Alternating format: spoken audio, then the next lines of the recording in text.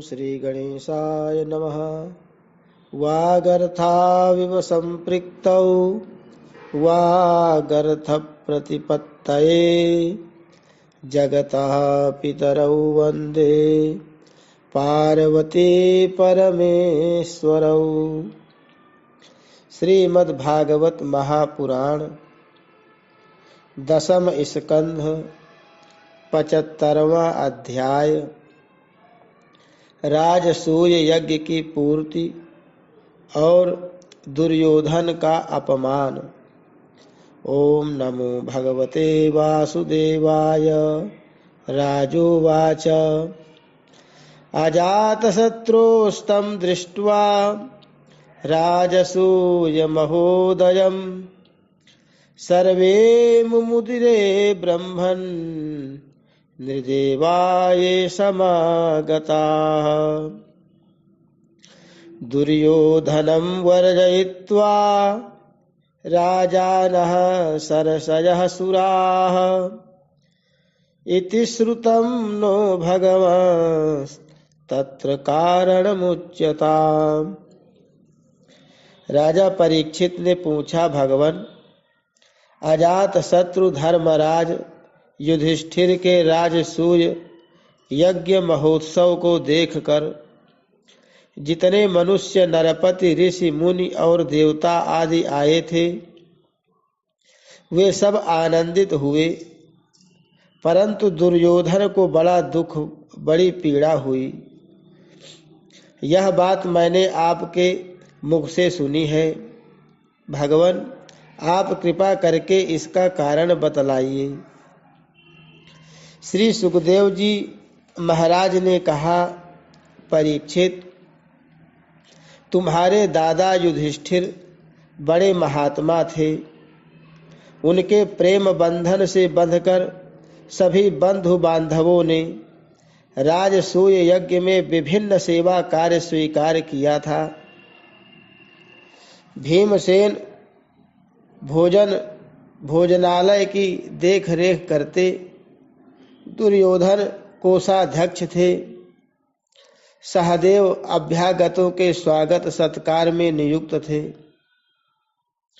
और नकुल विविध प्रकार की सामग्री एकत्र करने का काम देखते थे।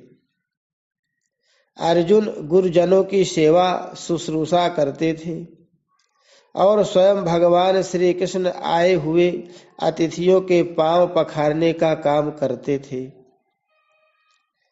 देवी द्रौपदी भोजन परसने का काम करती और उदार शिरोमणि कर्ण खुले हाथों दान दिया करते थे।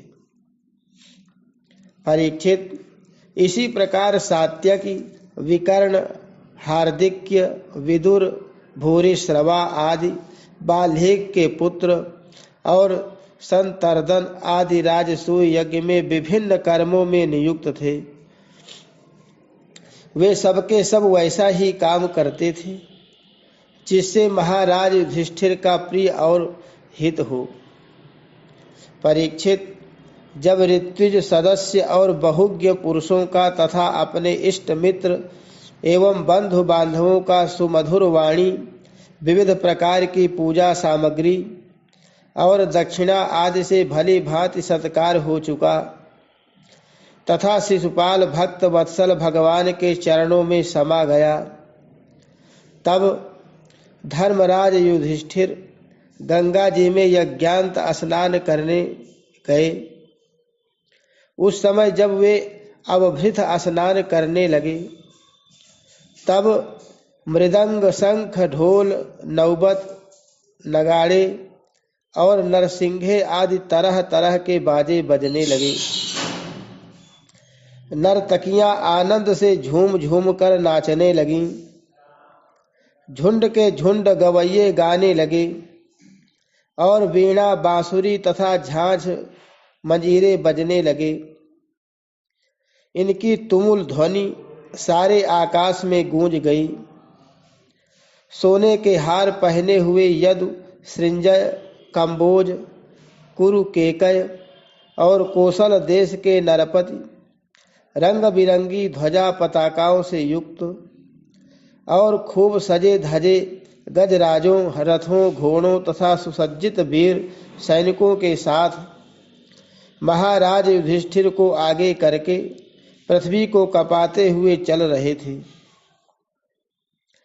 यज्ञ के सदस्य ऋत्विज और बहुत से श्रेष्ठ ब्राह्मण वेद मंत्रों का ऊंचे स्वर से उच्चारण करते हुए चले। देवता, ऋषि, पितर, गंधर्व आकाश से पुष्पों की वर्षा करते हुए उनकी स्तुति करने लगे। इंद्रप्रस्थ के नर नारी इत्र, फुलेल, पुष्पों के हार, रंग बिरंगे वस्त्र और बहुमूल्य आभूषणों से सज धज कर एक दूसरे पर जल, तेल, दूध, मक्खन आदि रस डालकर भिगो देते, एक दूसरे के शरीर में लगा देते और इस प्रकार क्रीड़ा करते हुए चलने लगे। वारांगनाएं पुरुषों को तेल, गोरस, सुगंधित जल, हल्दी और गाढ़ी केसर मल देती और पुरुष भी उन्हें उन्हीं वस्तुओं से सराबोर कर देते। उस समय इस उत्सव को देखने के लिए जैसे उत्तम उत्तम विमानों पर चढ़कर आकाश में बहुत सी देवियां आई थीं, वैसे ही सैनिकों के द्वारा सुरक्षित इंद्रप्रस्थ की बहुत सी राज महिलाएं भी सुंदर सुंदर पालकियों पर सवार होकर आई थीं। पांडवों के ममेरे भाई श्री कृष्ण और उनके सखा उन रानियों के ऊपर तरह तरह के रंग आदि डाल रहे थे। इससे रानियों के मुख लजीली मुस्कुराहट से खिल उठते थे और उनकी बड़ी शोभा होती थी। उन लोगों के रंग आदि डालने से रानियों के वस्त्र भीग गए थे। इससे उनके शरीर के अंग प्रत्यंग, वक्षस्थल, जंघा और कटिभाग कुछ देख से रहे थे। वे भी पिचकारी और पात्रों में रंग भर भर कर अपने देवरों और उनके सखाओं पर उड़ेल रही थीं। प्रेम भरी उत्सुकता के कारण उनकी चोटियों और जोड़ों के बंधन ढीले पड़ गए थे तथा उनमें गूंथे हुए फूल गिरते जा रहे थे। परीक्षित, उनका यह रुचिर और पवित्र विहार देखकर मलिन अंतःकरण वाले पुरुषों का चित्त चंचल हो उठता था, काम मोहित हो जाता था। चक्रवर्ती राजा युधिष्ठिर द्रौपदी आदि रानियों के साथ सुंदर घोड़ों से युक्त एवं सोने के हारों से सुसज्जित रथ पर सवार होकर ऐसे शोभायमान हो रहे थे मानो स्वयं राजसूय, यज्ञ, प्रयाग आदि क्रियाओं के साथ मूर्तिमान होकर प्रकट हो गया हो।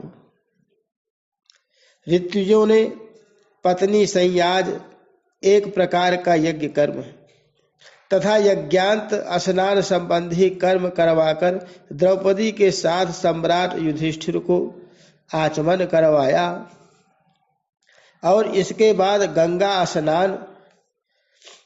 उस समय मनुष्यों की दुंदुभियों के साथ ही देवताओं की दुंदुभियां भी बजने लगीं। बड़े बड़े देवता, ऋषि, मुनि, पितर और मनुष्य पुष्पों की वर्षा करने लगे।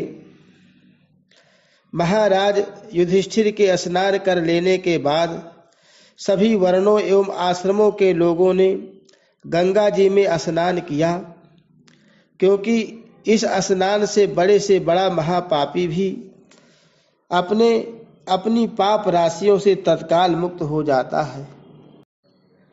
तदनंतर धर्मराज युधिष्ठिर ने नई रेशमी धोती और दुपट्टा धारण किया तथा विविध प्रकार के आभूषणों से अपने को सजा लिया। फिर ऋत्विज सदस्य ब्राह्मण आदि को वस्त्राभूषण दे देकर उनकी पूजा की।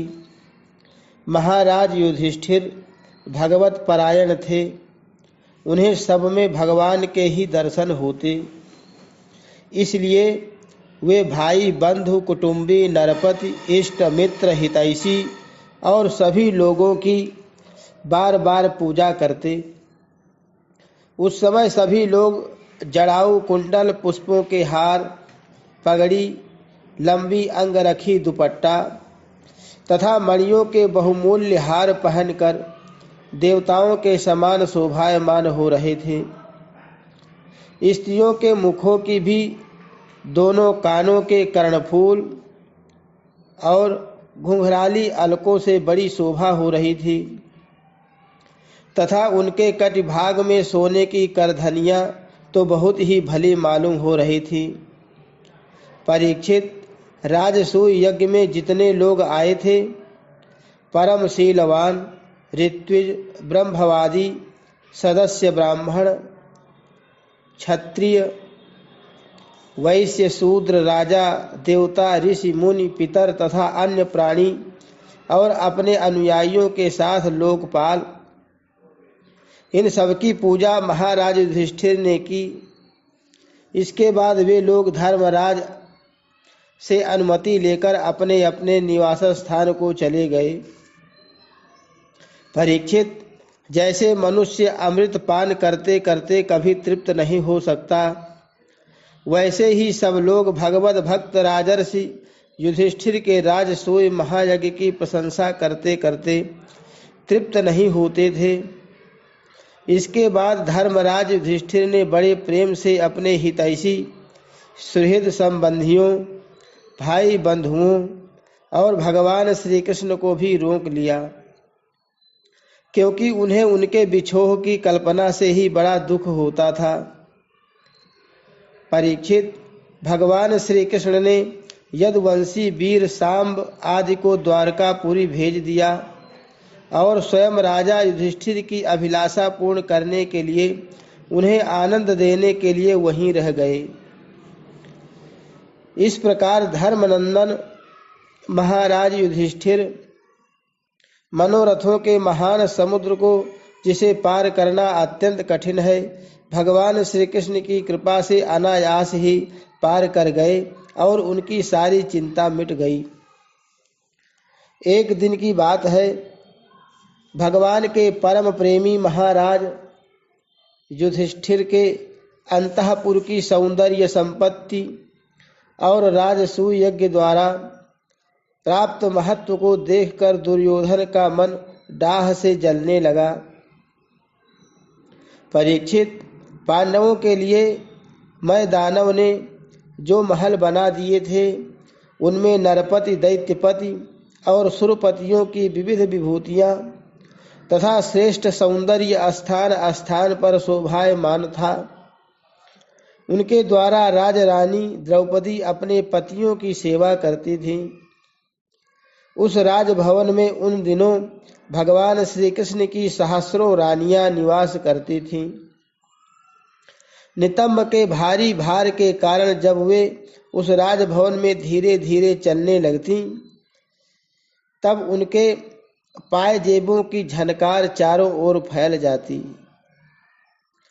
उनका कटिभाग बहुत ही सुंदर था तथा उनके वक्षस्थल पर लगी हुई केसर की लालिमा से मोतियों के सुंदर श्वेत हार भी लाल लाल जान पड़ते थे।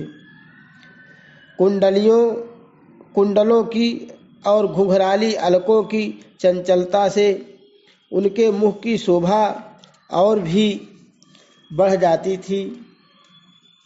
यह सब देखकर दुर्योधन के हृदय में बड़ी जलन होती।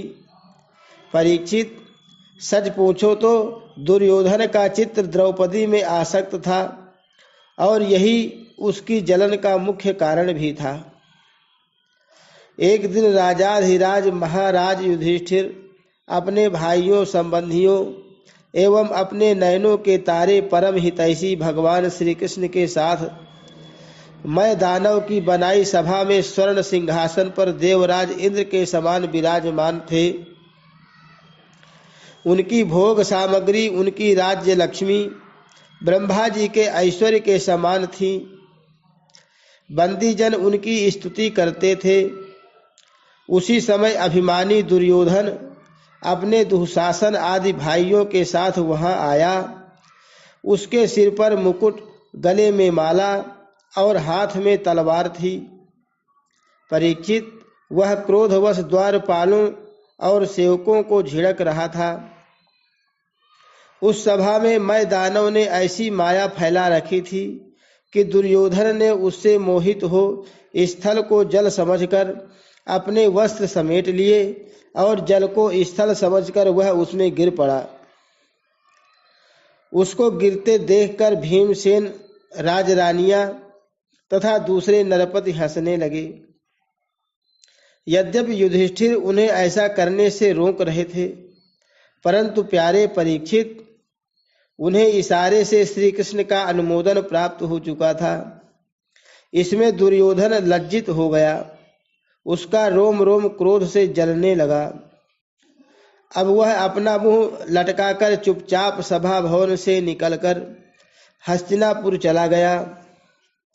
इस घटना को देखकर सत्पुरुषों में हाहाकार मच गया और धर्मराज युधिष्ठिर का मन भी कुछ खिन्न सा हो गया।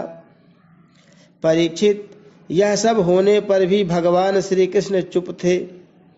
उनकी इच्छा थी कि किसी प्रकार पृथ्वी का भार उतर जाए, और सच पूछो तो उन्हीं की दृष्टि से दुर्योधन को वह भ्रम हुआ था।